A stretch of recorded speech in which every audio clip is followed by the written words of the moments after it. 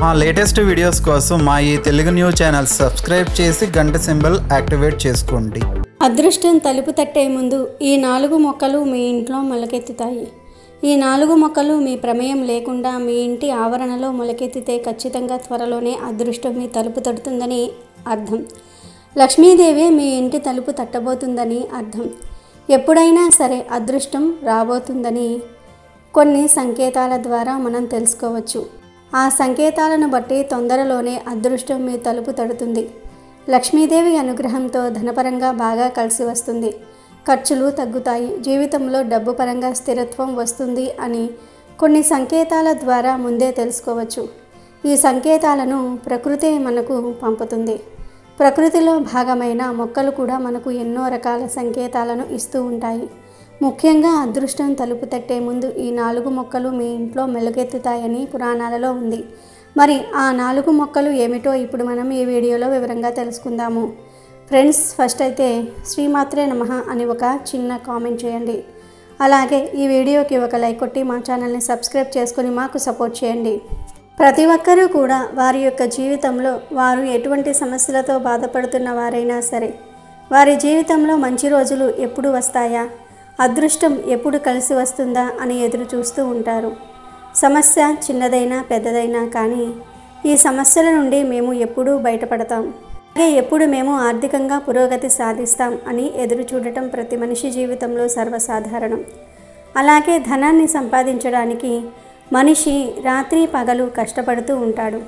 ఎందుకంటే ధనం మూలం ఇదం జగత్ అని పెద్దలు చెప్తూ ఉంటారు.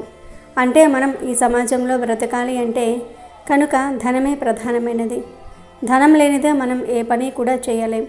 మనం తినడానికి తిండి దగ్గర నుండి నివాసం ఉండడానికి ఇల్లు, ఇలా ప్రతి ఒక్క అవసరానికి కూడా ధనం అనేది చాలా అవసరం. కాబట్టి ప్రతి ఒక్కరూ కూడా ధనాన్ని ఇంకా సంపాదించాలని భావిస్తూ ఉంటారు.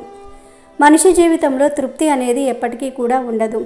ప్రతి మనిషి తన యొక్క జీవితంలో వారికంటే పై స్థానంలో ఉన్న వారిని చూసి అటువంటి రోజులు మాకెప్పుడు వస్తాయా అని ఎదురు చూస్తూ ఉంటారు.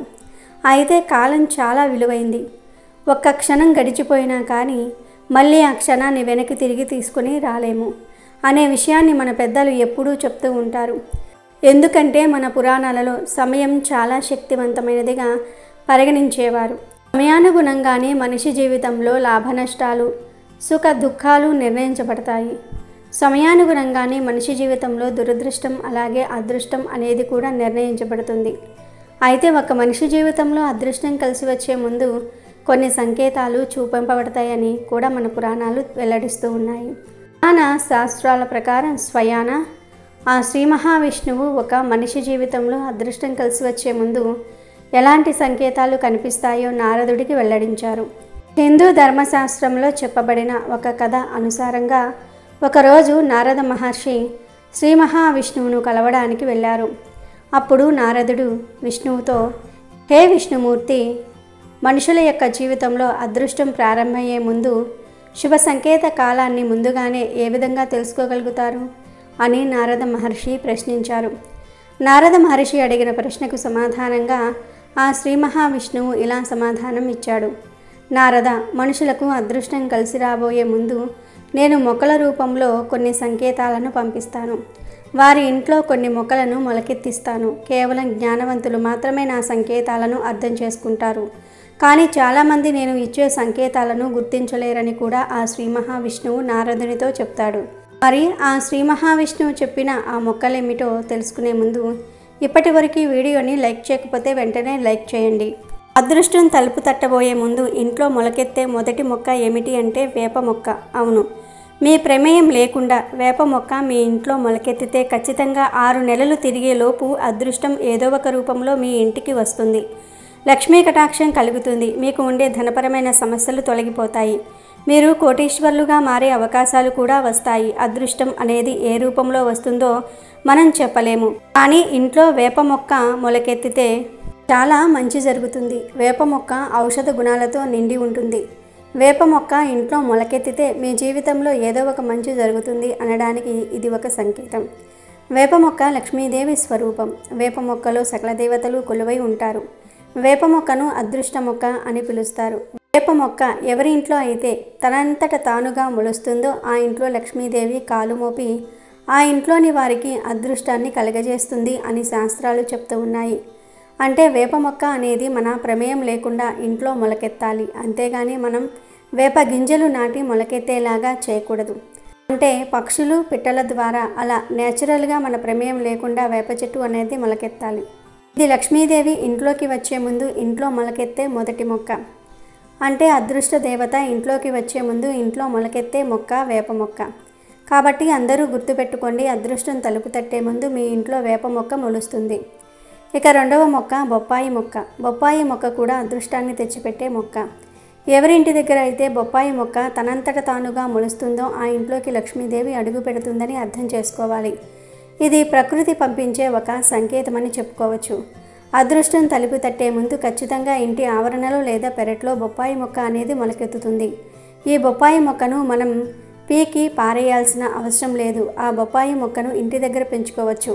చాలామంది బొప్పాయి మొక్క ఇంటి దగ్గర ఉండకూడదని అనుకుంటూ ఉంటారు, కానీ శాస్త్రాల ప్రకారం బొప్పాయి మొక్కను ఇంటి దగ్గర పెంచితే చాలా మంచిది. బొప్పాయి మొక్కలో సకల దేవతలు ఉంటారు కాబట్టి మీ ఇంటి దగ్గర బొప్పాయి మొక్క మెలకెత్తితే త్వరలోనే అదృష్టం మీ తలుపు తడుతుందని అర్థం చేసుకోండి. ఇది కూడా సేమ్ వేప చెట్టు లాగానే తనంతట తానుగా బొప్పాయి మొక్క మొలకెత్తాలి. మీరు బొప్పాయి విత్తనాలు నాటి పెంచితే అది అదృష్ట సంకేతం కాదు. బొప్పాయి మొక్క దాని అంతటా అది మొలకెత్తితేనే అప్పుడు అది అదృష్ట సంకేతం అవుతుంది. ఇలా బొప్పాయి మొక్క మొలకెత్తితే త్వరలోనే అదృష్టం తలుపు తట్టి మీ జీవితం మారిపోతుంది. కాబట్టి అందరూ గుర్తుపెట్టుకోండి, అదృష్టం తలుపు తట్టే ముందు మీ ఇంట్లో బొప్పాయి మొక్క మొలుస్తుంది. ఇక మూడవ మొక్క ఏమిటి అంటే సీతాఫలం మొక్క. ఎవరి ఇంటి దగ్గర అయితే సీతాఫలం మొక్క మొలకెత్తుతుందో ఆ ఇంట్లోని వారికి త్వరలోనూ అదృష్టం కలిసి వస్తుందని శాస్త్రాలలో ఉంది. ఎందుకంటే సీతాఫలం చెట్టు అంటే చాలా శుభప్రదమైన చెట్టు, లక్ష్మీదేవికి ఎంతో ఇష్టమైన చెట్టు. ఈ చెట్టు సాక్షాత్తు లక్ష్మీదేవి స్వరూపం. లక్ష్మీదేవికి తులసి చెట్టు అంటే ఎంత ఇష్టమో సీతాఫలం చెట్టు అన్నా కూడా అంతే ఇష్టం. అనుకోకుండా మీ ఇంటి ముందు కానీ మీ ఇంటి ఆవరణలో కానీ పెరట్లో కానీ సీతాఫలం మొక్క మొలిస్తే 3 నెలలు తిరిగేలోపు మీ ఇంట్లో ఏదో ఒక మంచి జరుగుతుంది, మీరు శుభవార్తలు వింటారు అని శాస్త్రాల్లో ఉంది. ఏదో ఒక విధంగా అదృష్టం మిమ్మల్ని వరిస్తుంది. అది ధనపరంగా కావచ్చు, ఉద్యోగపరంగా కావచ్చు, వ్యాపారపరంగా కావచ్చు, ఇంటి పరంగా కావచ్చు, ఏదో ఒక మంచి అయితే మాత్రం ఖచ్చితంగా జరుగుతుంది.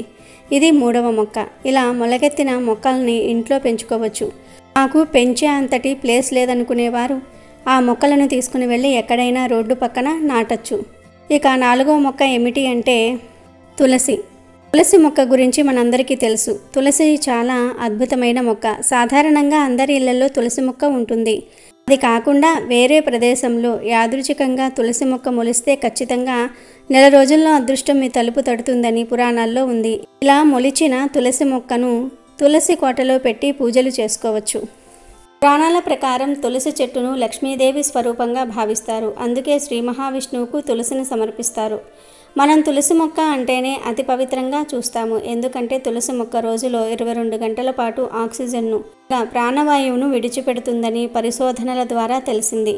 అందుకే తులసిని ప్రతిరోజు పూజించమని పెద్దలు చెప్పారు. మన పూర్వీకులు దేనినైనా పూజించమన్నారు అంటే అందులో ఆధ్యాత్మిక, ఆరోగ్య, వైజ్ఞానిక కారణాలు తప్పకుండా ఉంటాయి.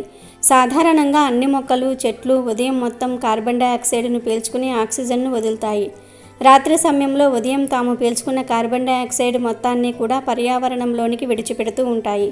కానీ తులసి మాత్రం రోజులో 22 గంటల పాటు ఆక్సిజన్ను విడిచిపెడుతుందని పరిశోధనలో తేలింది. వృక్షజాతిలో మరే మొక్కకు ఇంతటి ప్రత్యేకత లేదు. తులసి ఔషధ ఘని. తులసిలో ప్రతి భాగం ఆయుర్వేద చికిత్సలో వాడుతూ ఉంటారు. తులసికి ఉన్న ఘాటైన వాసన కారణంగా తులసి వాసన వ్యాపించినంత మేర ఈగలు, దోమలు, పాములు రావు. అందుకే మన సాంప్రదాయంలో ఇంటి ముందు వెనుక కూడా తులసి మొక్కను పెట్టి పూజించమన్నారు పెద్దలు. తులసి ఎంత గొప్పదంటే తులసి వనంలో పెట్టిన శవం తొందరగా చెడిపోదని మన ఆయుర్వేద గ్రంథాలు కూడా చెప్తూ ఉన్నాయి. తులసి చెట్టు కాలుష్య ప్రభావాన్ని తగ్గిస్తుంది. ఇటువంటి మొక్క ఇంట్లో మొలకెత్తడం చాలా అరుదు. కానీ తులసి మొక్క ఇంటి దగ్గర మొలకెత్తితే త్వరలోనే అదృష్టం మీ తలుపు తట్టబోతుందని గుర్తుపెట్టుకోండి. వేప మొక్క, బొప్పాయి మొక్క, సీతాఫలం మొక్క, తులసి మొక్క, ఈ 4 మొక్కల్లో ఏదో ఒక మొక్క మొలకెత్తితే ఖచ్చితంగా అదృష్టం తలుపు తడుతుందని నారదుడికి శ్రీ మహావిష్ణువు వివరించాడు. ఇంట్లో కూడా ఈ మొక్కలు మొలకెత్తుతున్నాయేమో జాగ్రత్తగా గమనించండి. ఒకవేళ ఈ మొక్కల్లో ఏదో ఒక మొక్క మీ ఇంట్లో మొలకెత్తితే అదృష్టం మీ తలుపు తట్టబోతుందని అర్థం చేసుకోండి. శ్రీకృష్ణ పరమాత్ముడు బృందావనంలో దశమ స్కందంలో బలరాముడితో ఒకసారి ఇలా అన్నాడు, అన్నయ్య, ఈ అడవిని చూసావా? ఈ అడవిలోని చెట్లన్నీ కూడా ఎవ్వరికీ అపకారం చేయవు. ఏకాంతంగా ముక్కు మూసుకొని తపస్సు చేసుకున్నట్లు కనిపిస్తూ ఉన్నాయి. వర్షాకాలంలో వర్షం సక్రమంగా వచ్చేలాగా చేస్తాయి. ఇంటికి రక్షణ ఇస్తాయి. చలి, ఎండ మొదలైన ఎన్నో బాధలు మానవులకు కలగకుండా చేస్తాయి. బ్రతికి ఉన్నప్పుడు పువ్వులు, పండ్లు ఇచ్చి ఉపయోగపడతాయి. శరీరం విడిచిపెట్టాక కూడా కట్టెలుగా, కలపగా మనకు ఉపయోగపడుతూ ఉన్నాయి. ఇన్ని విధాలుగా మానవులకు రక్షణ కలిగించే ప్రత్యక్ష దేవతలు ఇంకెవరైనా ఉన్నారా? మానవులకు నిజమైన దేవతలు చెట్లే. ఈ చెట్లను ఇంట్లో పెంచేవారికి నా లోకంలో గోలోకం ఇస్తానని స్వయంగా శ్రీకృష్ణుడే చెప్పాడు. కాబట్టి చెట్లను ఇంట్లో పెంచటం వలన వచ్చే పుణ్యం అంతా ఇంత కాదు. అయితే ఈ చెట్లల్లో ఏ చెట్టును కూడా పనికిరాని చెట్టుగా నిర్ణయించడానికి వీలు లేదు. ఎందుకంటే మనం పనికిరాదు అనుకున్న మొక్క కూడా పనికి వస్తుంది. ముఖ్యంగా ఒక చెట్టును ఇంట్లో పెంచితే ప్రతిరోజు దేవతలు, లక్ష్మీదేవి మీ ఇంటికి వస్తారని పెద్దలు అంటూ ఉన్నారు. మన సాంప్రదాయంలో చెట్లకు ఎంతో ప్రాముఖ్యత ఉన్నది. అందులోనూ కలబంద మొక్కను ఇంట్లో పెంచితే చాలా మంచి జరుగుతుంది. కలబందలో అనేక ఔషధ గుణాలు ఉన్నాయి. ఆయుర్వేదంలో కలబందకు ఉన్న ప్రాముఖ్యత, విశిష్టత ఇక దేనికి లేదు. ఒక్క మాటలో చెప్పాలంటే కలబందను నడిచి ఇంట్లోకి వస్తున్న లక్ష్మీదేవి స్వరూపంగా చెప్పుకోవచ్చు.